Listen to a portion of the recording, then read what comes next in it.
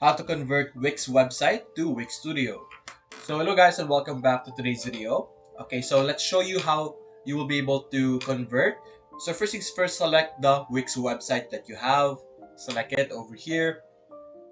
And the way you actually convert your websites is by transposing or transporting your different data and information you're going to export from your Wix and then import it onto your Wix Studio website.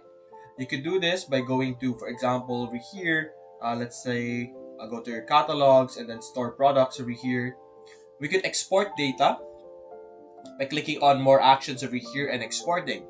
So all relevant data over here, you can export it and then import it on your Wix Studio. Now, unfortunately, you can't transport or you can't uh, convert your Wix design or your website itself, the design itself. So you're going to have to recreate that in your Wix Studio, but your data are going to be transferable, which is a good thing. So simply export the necessary data that you want and then import it later on your Wix Studio dashboard as well.